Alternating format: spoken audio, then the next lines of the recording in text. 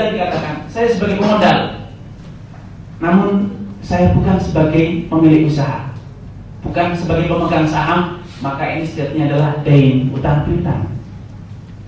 Dan kalau itu dain, maka tidak boleh ada keuntungan. Kullu qardin jarra naf'an, bahwa riba, setiap piutang yang mendapat dan mendatangkan keuntungan itu adalah riba. Jadi ini yang membedakan antara investasi dengan riba, antara musyarakah mudharabah dengan riba, yaitu faktor pertama adalah kepemilikan. Uang Anda datang dengan uang, kemudian Anda harus memiliki surat saham sebagai pemilikan. Investor itu sebagai pemilik. Sampai sekarang di dunia internasional pun investor itu sebagai pemilik.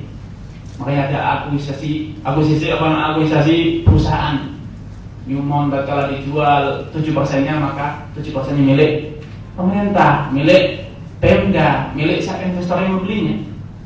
Bukan hanya diberi keuntungan saja, namun dia juga sebagai pemilik, sehingga dia akan mendapatkan keuntungan dari nilai jual. Ketika perusahaan nanti 10 tahun yang akan datang, tentu nilainya akan naik, sahamnya akan berubah nilainya, sehingga dia dapat keuntungan dari bagi hasil dan juga keuntungan dari selisih jual saham. Ini poin pertama yang membedakan investasi dengan mudayana. Kemudian yang kedua ialah masalah risiko. Kalau rugi, siapa yang nanggung? Sebagai pemodal harus siap nanggung rugi, karena Rasulullah SAW mengatakan al-kharaju bil-dhaman, keuntungan itu sebagai imbalan atas kesiapan Anda menanggung kerugian. Namun kalau Anda rugi, saya tidak mau. Saya maunya hanya untungnya saja. Berarti itu namanya riba. Mau untung tapi tidak mau risiko. Dunia, teori ekonomi apapun di dunia ini belum bisa menemukan cara yang bisa memisahkan antara keuntungan dengan kerugian. Teori ekonomi apapun tidak bisa menutup pintu rugi, karena kerugian dalam Islam itu bisa faktor manusia, bisa faktor alam, itu semuanya adalah kerugian. Itu adalah alasan-alasan terjadinya kerugian. Karena tidak mungkin ada orang bisa mengatakan saya punya konsep yang bisa memisahkan kerugian dari dunia usaha. Kalau ada, berarti itu riba. Saya mau untung tapi tidak mau risiko, itu namanya riba. Yaitu Anda mengutangi, saya tidak mau tahu Anda uangnya digunakan untuk jual beli untung atau jual beli untung, saya kembali untung. Dan ada tambahan, itu namanya riba. Ini berkali-kali dalam buku ini saya tekankan ini konsep adanya al-kharaju bil-dhaman. Keuntungan itu hanya boleh dinikmati oleh orang yang siap menanggung kerugian. Kalau orang mau untung saja tidak mau risiko, itu namanya riba. Karena Imam Malik, Imam Syafi'i rahimahullah taala, saya menuliskan buku ini menegaskan innama tumlaku al-ghullatu bil-dhamani fil milki sahih. Sejatinya al-ghullah, keuntungan itu tumlak, hanya dimiliki oleh orang yang siap menanggung bil-dhaman, siap menanggung karena atau sebagai konsekuensi dia sebagai pemilik yang sah. Statusnya sebagai pemilik yang sah, sehingga dia berisiko untuk menanggung kerugian. Hanya saja saya berikan sini contoh, atau saya perlu memberikan peringatan di sini bedanya dalam ekonomi Islam dengan ekonomi konvensional. Di dalam ekonomi Islam tidak ada yang namanya perusahaan terpisah dari pemilik. Kalau terjadi kerugian dalam dunia konvensional, perusahaan A misalnya, pilot, dia memiliki tanggung jawab piutang, maka piutang ini hanya wajib dipenuhi dari aset perusahaan saja. Kalau cukup buat menuntut keuntungan ya syukur, kalau tidak ya sudah dianggap gugur hutangnya. Walaupun pendiri perusahaan, pemilik perusahaan memiliki aset banyak, tidak wajib digunakan atau tidak harus digunakan untuk melunasi tanggung jawab piutang. Dalam Islam tidak. Dia sebagai pemilik harus melunasi piutangnya dari perusahaan ini atau dari menjual aset yang lain. Tidak boleh dilepaskan tanggung jawab ini. Ini konsekuensi dari kaidah atau dari hadis al-kharaju bil-dhaman. Karenanya di dalam buku ini saya sebagai solusinya, saya tekankan kalau kita ingin mengembangkan ekonomi Islam yang sejati, maka kita tidak boleh hanya berpikir pada uang dan uang. Namun kita harus berkata, uang ini menghasilkan apa, barang apa, dan menghasilkan jasa apa. Karena sebagai ilustrasinya, saya katakan, saya mengajak Bapak dan sekalian untuk mengingat krisis ekonomi 97-98. Apa yang bermasalah di Indonesia? Pasar tradisional lancar, industri lancar, perdagangan lancar, konsumsi masyarakat normal, tidak ada yang aneh. Apa yang rusak? Apa yang menjadikan nilai rupiah hancur dari 2.500 $1 menjadi 20.000 $1? Yang rusak adalah tadi adanya bubble ekonomi. Uang berputar, bernilai uang, bernilai uang, sehingga tatkala sampai pada titik jemu, akhirnya hancurlah keuangan kita. Sebagaimana keuangan kita juga diputar-putar oleh orang, dipermainkan oleh orang. Karena saya sering mengatakan, konsep ekonomi zaman sekarang ini rancu. Makanya dikenal ada inflasi. Kalau kita menilai barang, katanya dinilai dengan uang. Kalau kita menilai uang, dikaitkan dengan barang. Kalau kita utang uang, orang mesti konversi. Ini sekarang uang 1 juta ini bisa buat beli 1 ekor kambing. 10 tahun yang akan datang sudah tidak bisa buat beli kambing. Uang dinilai dengan kambing. Namun tatkala kita mau beli kambing, orang berkata, mana uangnya?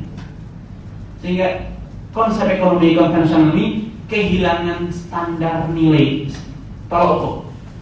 Ingat, dalam semua disiplin ilmu itu ada meterannya, ada standar ukur yang baku. Kalau kita berbicara ilmu geografi atau arsitek, pasti ada ukuran yang baku, meteran.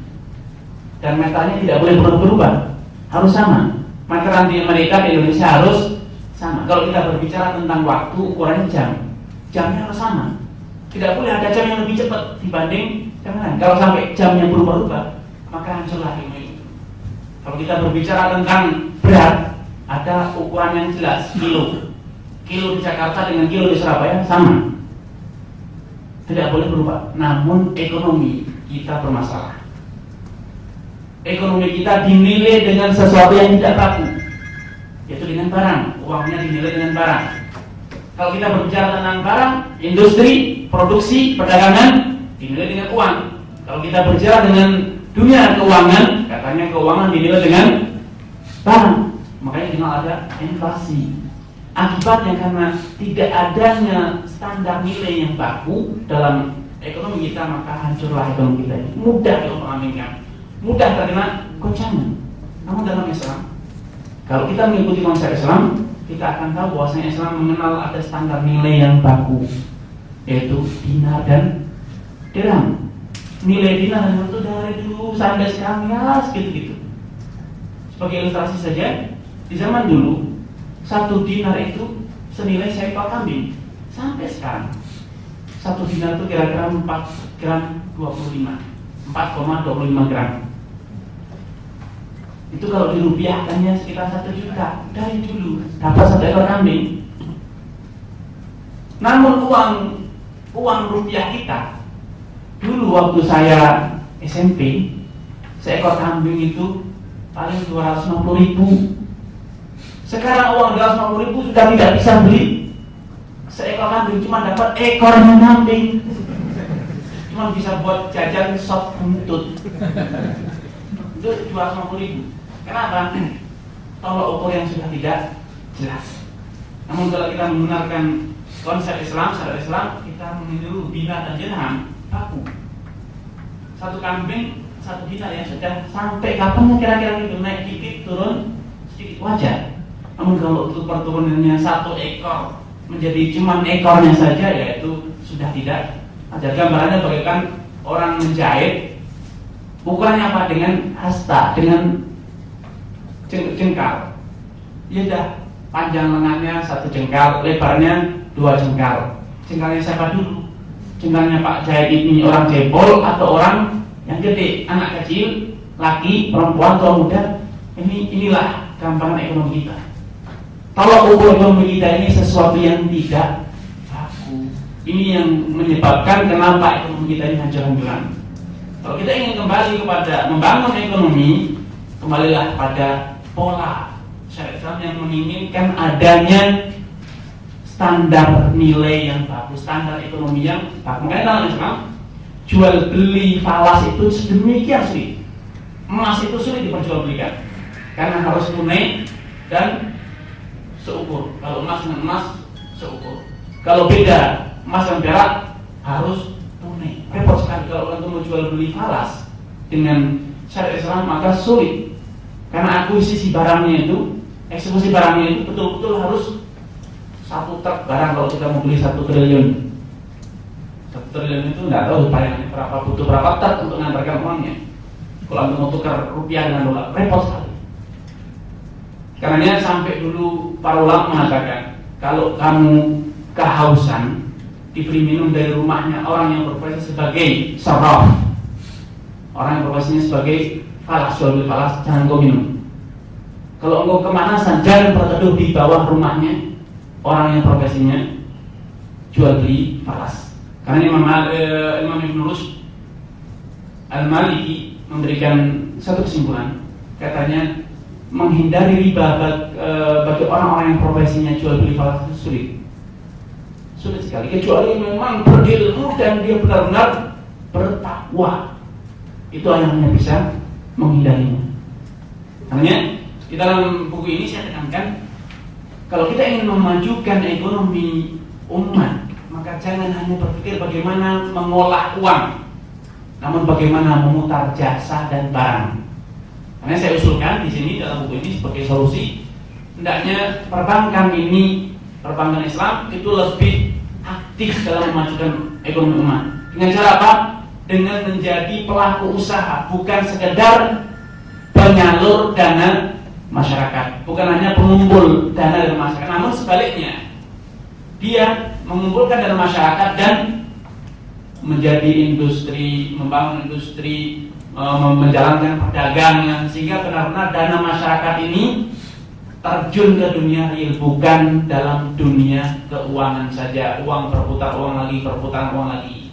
Ini sehingga kenyataannya sekarang, walaupun kesadaran untuk membangun perbankan syariat, faedah masalah yang dirasakan oleh umat ini belum terasa. Yang merasakan hanya orang yang punya uang saja yang bisa merasakan keberadaan bank. Oh, ada bedanya. Namun rakyat yang di kampung sana, di pasar tradisional sana, belum tersentuh oleh dunia perbankan Islam, perbankan syariat. Karena memang perbankan Islam sekarang masih berputar pada uang dan uang, menerima uang disalurkan lagi pada pembiayaan. Tidak ada industri, tidak ada perdagangan yang dijalankan oleh bank.